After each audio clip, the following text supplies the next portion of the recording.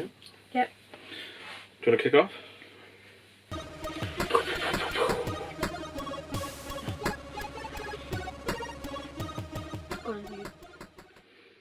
Cut off the top of my head.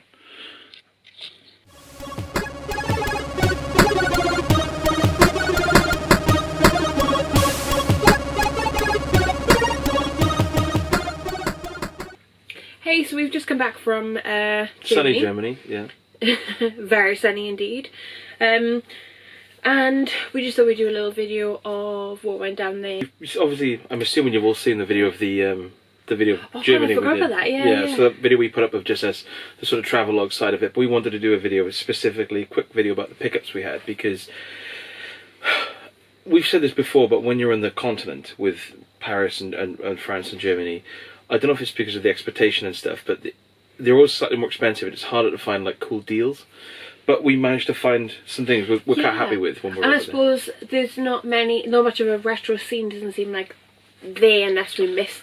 We weren't there for that long, to be fair. We were there for a few days. We were in Cologne for 2 days and Germany for 3 days. As you'll see from these pickups, some were better than others, as the French say. So, how do you reckon we should start? Should we start from the... Well, we'll start with the winning pickup face, standard side. Yeah, before we do this, right, we had this competition that when the winning pickup. What? Just saying the winning pickup. We had this thing where we were going to say €10. That's not wrong. Where's mine gone? You've got it. Where's it gone? We had like a €10 challenge. So when we're out in Germany, who can find the best game or coolest game for under €10? So you've got yours of you. We'll do this first, right? So we were in Germany, and I'll do my story first. We got off the train in Cologne, went to the hotel, dropped the bags off, went straight out. Boom, gaming market. Not a market, sorry, a market. Yeah, because we spied that when we were travelling on the train, which is, I think, is a perk sometimes, isn't it? You travel by train. Like, you just see things, you're like, oh. Yeah, and we found a massive marketplace along the River Rhine, is it? Mm-hmm. And along the waterfront, and this spanned for like, must have been like a mile, like. It was really cool. Maybe half a mile. But it was amazing. All like purely antiques and like little niche things, or like all little hobbies. It was like Asterix comics, as you've seen in the other video, lots of... It wasn't tat. Yeah, like, you know, sometimes you see a marketing, it's just nonsense, and you think this... There was obviously rusty tools there. Like there's always rusty tools on any market, baby. And what's better about these markets? What's better about these markets is that you can walk about with a bottle of Kolsch. Yeah, and no one bats an eyelid. You can just have a casual beer in the sun. And there's like little food vans every like few meters or so you're never going to lose out. And there's like live music, and I could live near that. Yeah, like that could be like a Sunday. It's almost like a date. You're like, we'll get some beers in us, have loads of awesome sausages and bratwurst and stuff, and just wander up and down the market every Sunday. You had that and I didn't have it. I missed out, but I was always full. I'll tell you what else I had as well. My entry into the €10 challenge. Donkey Kong 64 for €10, knocked down from 12. First thing I picked up within half an hour of being in Cologne, I flew. I literally over to the stall.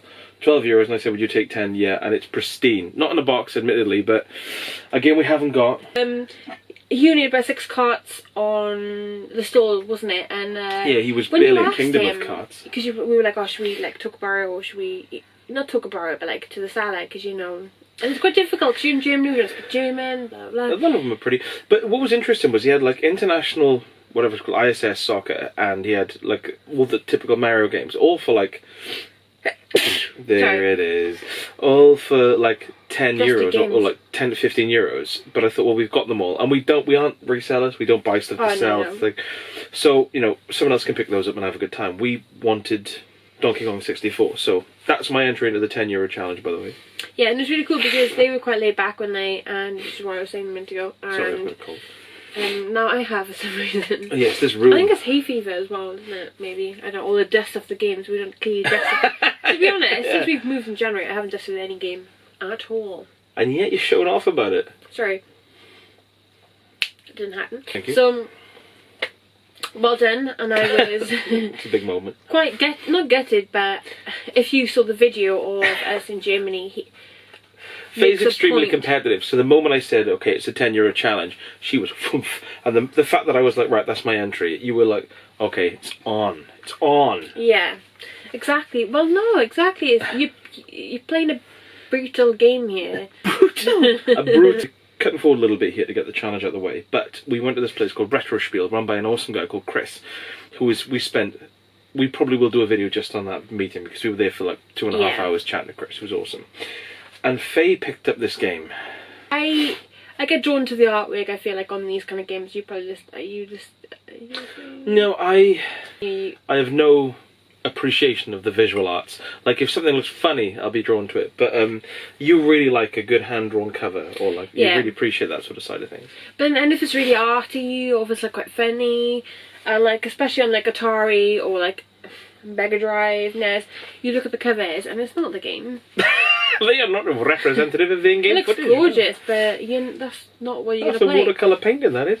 Yeah. But I love all that. I think that's what draws me to the Atari, because we don't really specifically collect for it.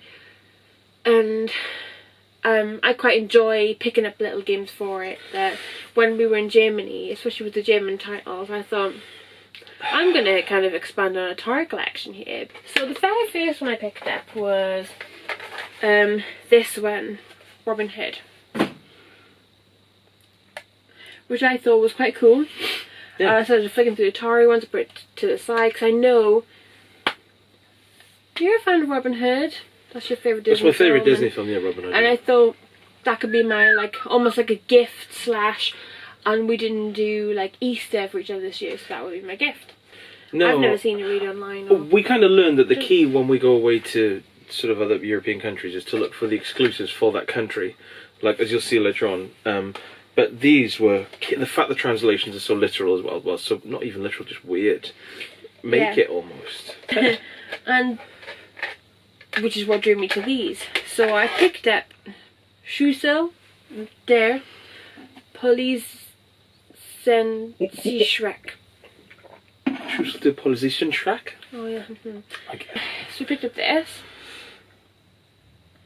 So I don't know if you can see there, but the cover is a clown. Of a policeman chasing a clown and him looking very happy by it. Is the policeman chasing the clown? Or is the policeman standing there looking bored as a clown He's standing looking there very bored while he's going and running a mile. So we were there and we had these games, and he was trying to explain it, because it's like Schussel der Polizeischreck or something like that, and he said Schussel is like an old man who doesn't care about life anymore. So this game, which is like a clown running away from a bored-looking policeman, the translation literally is a strange old man frightens off a policeman. And when he said that to me in like a really deadpan German accent, I just started laughing. And I think that's what makes you win the €10 challenge. Like, oh, what do you want? Do you want Centipede? Do you want Yar's Revenge? Do you want, what game do you want? Do you want Space Invaders? And he's like, no, Mum, I want a strange old man frightens off a policeman. And she said, right, okay. So it just tickles me. So Faye wins with it. I was happy with Donkey Kong, but that is it. And the fact it's so German as well. So thank you, Chris, from Retrospiel. And then I picked up this, which I had a bonus point for. Yeah. It was Eddie Langfinger, the Museum Dib. Eddie Longfinger, the Museum Thief.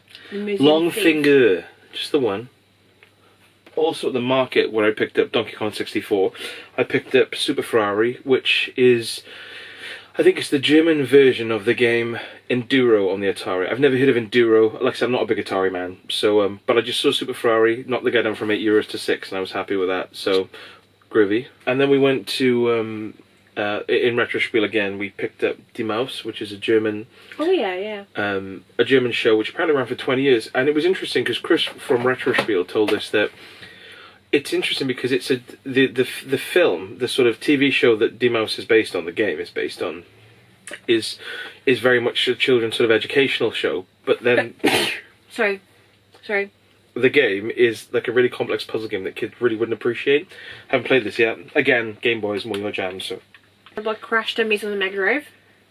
Incredible Crash. Oh, I don't really because we only own the cart on Genesis from I think 1993. This is one thing I really love as well. The fact he does this.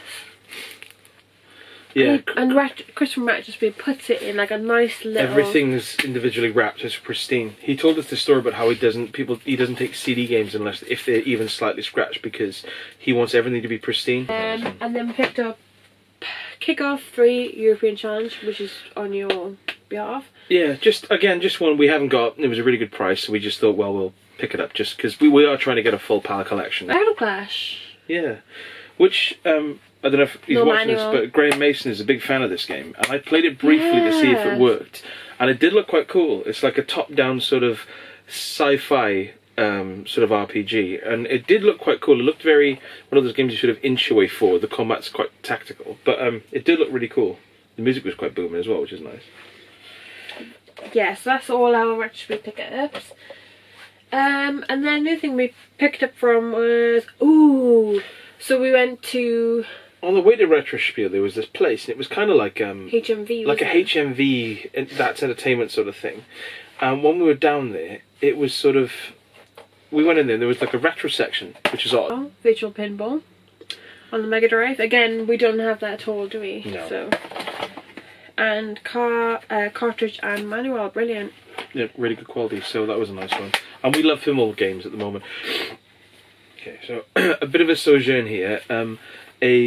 A few days ago on the Switch, I was playing the Switch in bed, I think, and we downloaded some pinball thing with like for 80p, 27 pinball tables. It's been quite addictive playing that, isn't it? So pinball mad at the moment, and this was a bit of a perfect timing sort of pickup. And adding to our PAL collection, which is nice.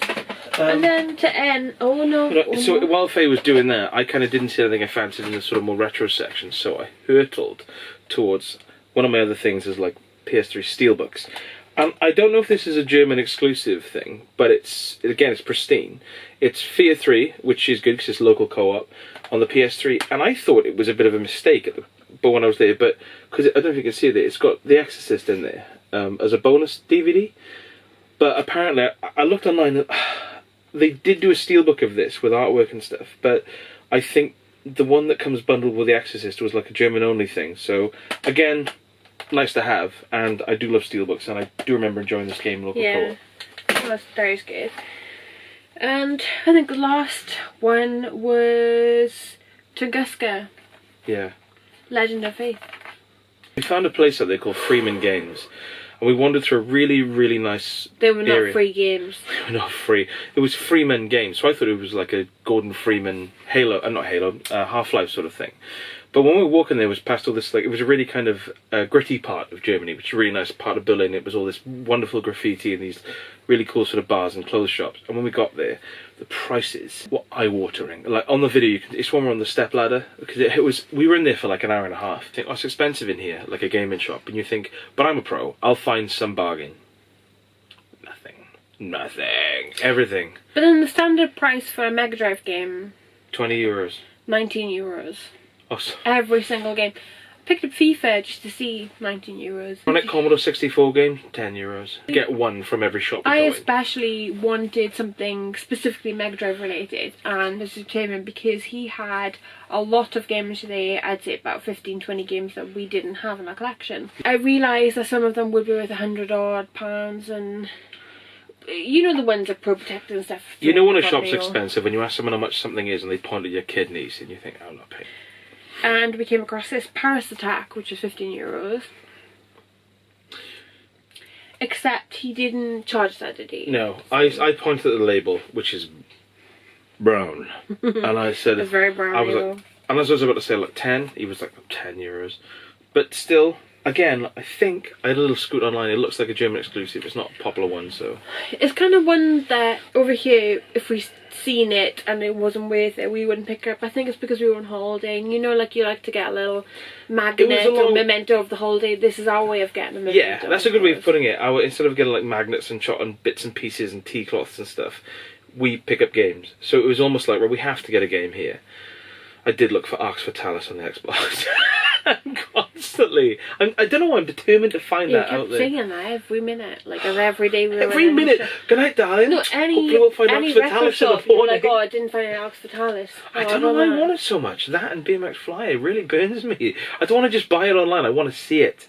No handheld, sadly. Ooh. Computer Spiel Museum. Spiel, I assume, means play or games. Pick this up. You know when you go to museums and they're really, you go in there and you go to the souvenir shop, you sort of saunter in, and everything is just expensive, or it's like, you know, like pens with rubbers. I went into this souvenir shop, everything was gold. There was a really nice t-shirts, really beautiful posters. We've got one there actually, you can show. Oh yeah. And they were really good prices, but really good prices. So this was of the television tower in Berlin. In 8-bit format. In 8-bit. So we're going to frame that and put it up. And I went in there, and they said there was a book there that's sort of it's a mixture. On the left it's German, on the right it's English, called Literature in Computer Spiel, so fiction in computer games. Like a really nice glossy book, like a good 70 pages long, and with full illustrations. And it was €2. And I honestly thought it was going to say 12, and I was like, €2, that's like £1.50. So I haven't actually read this yet. I've had a glance through on the plane back, but oh, there's Tom Clancy. It was such a good deal. I picked up this awesome t-shirt. Her favourite colour, by the way. Second favourite colour after yellow? Yes. Good How fit as awesome well. is that? And I picked up, obviously we need a postcard. Postcard? No, a postcard from like a little Pac-Man there, Computer Museum. And then we sauntered into a shop, this is just the last thing, we sauntered into a shop called Saturn, which is almost like Curry's, isn't it? It's like an electronic store, isn't it? So there was 3 or 4 floors, we went up them all, and I said to Faye, this is just like Curry's, there's no point being here, it was just selling phones and cameras and stuff. And then we went up the top, and in the corner in the games section, the games are just typical full-price Switch, PS4 stuff. I'll let you do this is yours. We found these, and it was just really cool to have. And the fact that it kind of marks our little journey to Germany to have been before. So I can open it. Awesome place, clearly going to go back. I've not worn this yet, but obviously not. You just opened it. No, you've worn yours though. A PlayStation football shirt.